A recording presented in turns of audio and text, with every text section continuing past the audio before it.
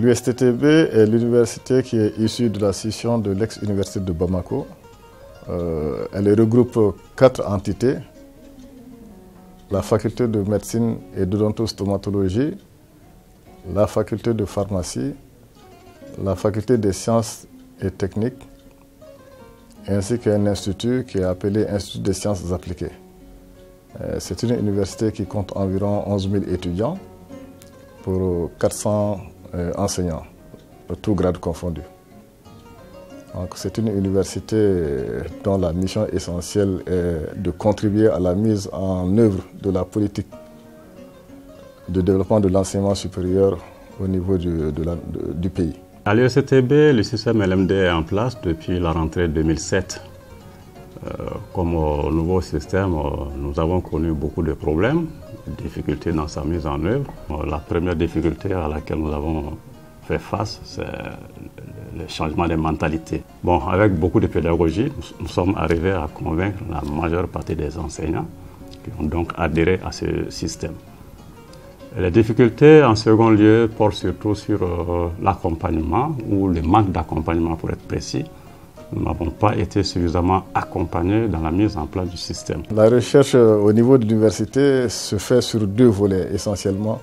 Nous avons la recherche biomédicale qui est développée au niveau de nos structures de formation médicale, la faculté de médecine et la faculté de pharmacie. Et nous avons la recherche dans les sciences dures, telles que les mathématiques, l'informatique, le génie biologique, et la physique, la chimie ainsi que la biologie. Donc ces recherches-là se développent essentiellement au niveau de la faculté des sciences et techniques ainsi qu'au niveau de l'Institut des sciences appliquées. À cela, il faut ajouter la recherche dans le domaine agro-industrie, agroalimentaire. Notamment, nous travaillons sur l'amélioration de la qualité des boissons traditionnelles, notamment au niveau de l'ISA. Nous travaillons également sur l'amélioration de la valeur nutritive de certains produits traditionnels afin de pallier au déficit alimentaire chez les enfants de 0 à 5 ans. Donc fondamentalement, la recherche biomédicale se porte très bien parce que c'est une recherche qui est subventionnée par nos partenaires, notamment nos partenaires américains du NIH. La recherche de façon globale au sein de nos facultés, à savoir la faculté de pharmacie et la faculté de médecine et d'odontostomatologie, se porte bien.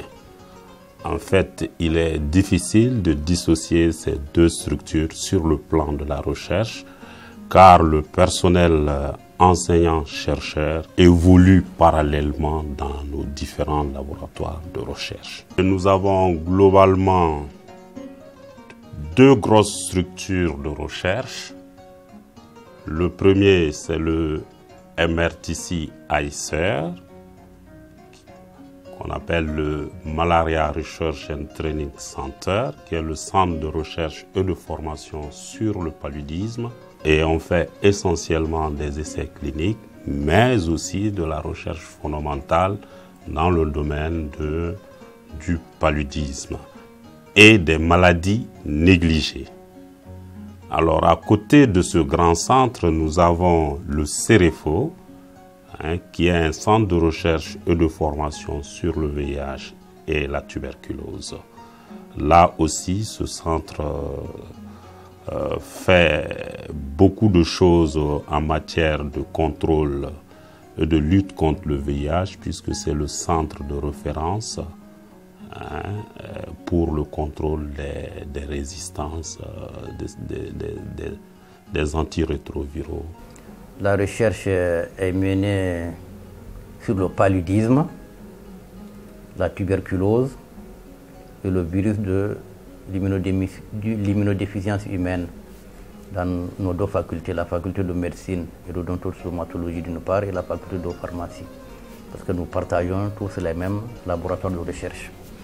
Là, je souhaite quand même que la recherche continue. Plus on cherche, plus on trouve. Actuellement, c'est le domaine du paludisme, c'est le domaine de la tuberculose, le virus de l'immunodéficience humaine. Vraiment, il faut qu'on continue la recherche dans ce domaine et l'approfondir davantage. Il faut qu'on trouve quand même de nouveaux horizons en ce qui concerne la recherche. Pour les laboratoires, on se rend compte effectivement que là où on a un financement important, les activités marchent, telles que dans le domaine de la recherche biomédicale, à la faculté de médecine et à la faculté de pharmacie. Vous avez vu, ces labos sont performants. Il y a du matériel de haute technologie assez en phase avec la science actuellement. Quand vous descendez et que vous partez de l'autre côté, au niveau de la faculté des sciences et techniques, vous allez trouver que c'est là où le déficit est criard. Et c'est là aussi il n'y a pas de financement.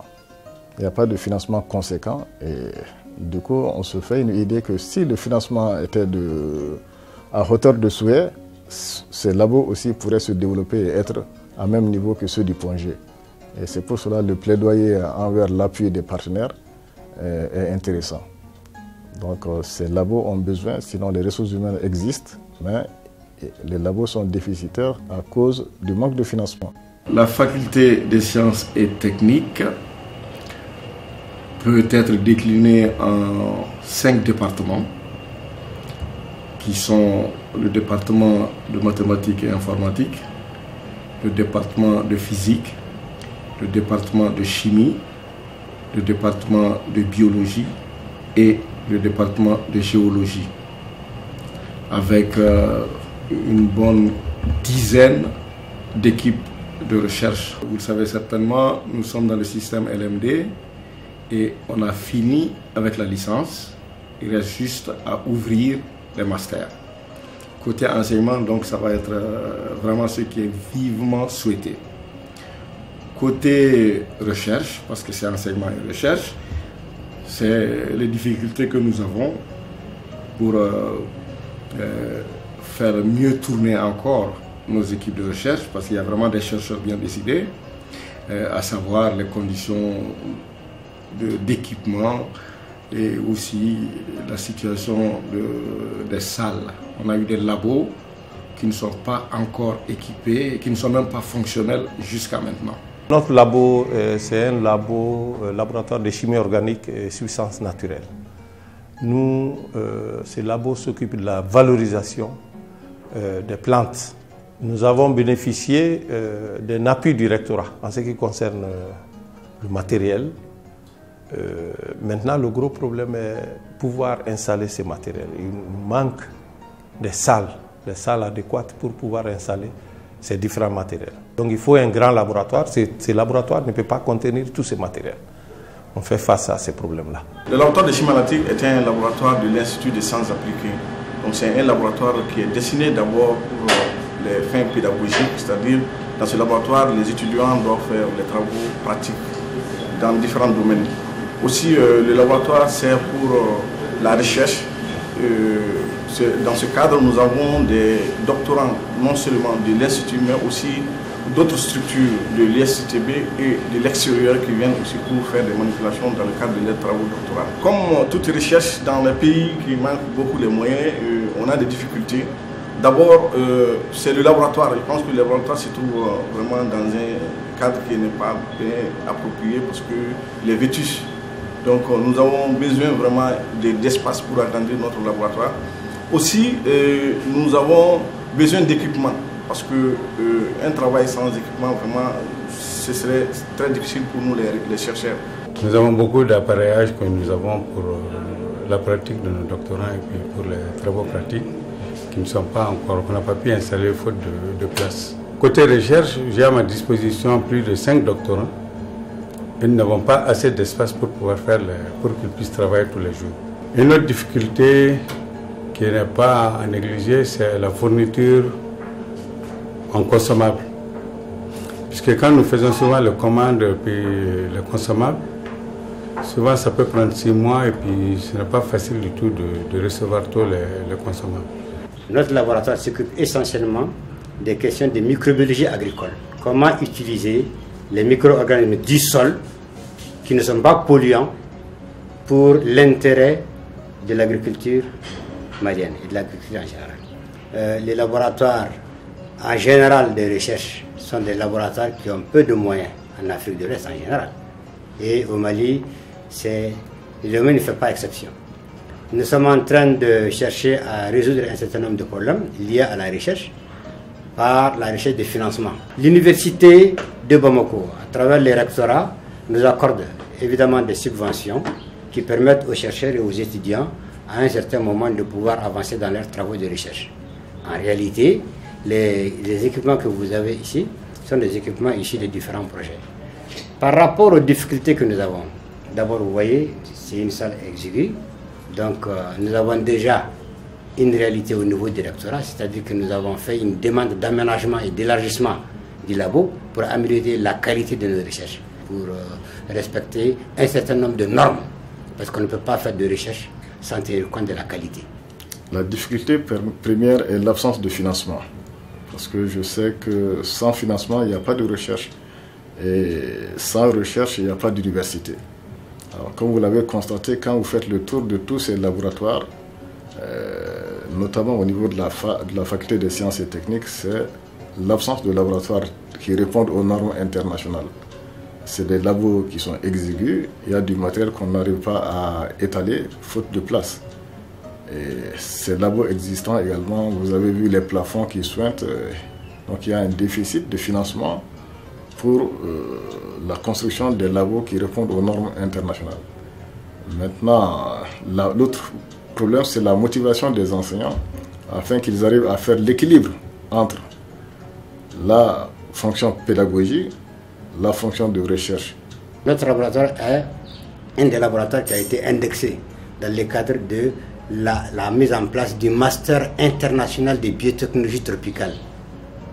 Ce master regroupe 7 universités d'Afrique de l'Ouest. Et ce master n'est pas comme les autres masters, c'est un master à distance.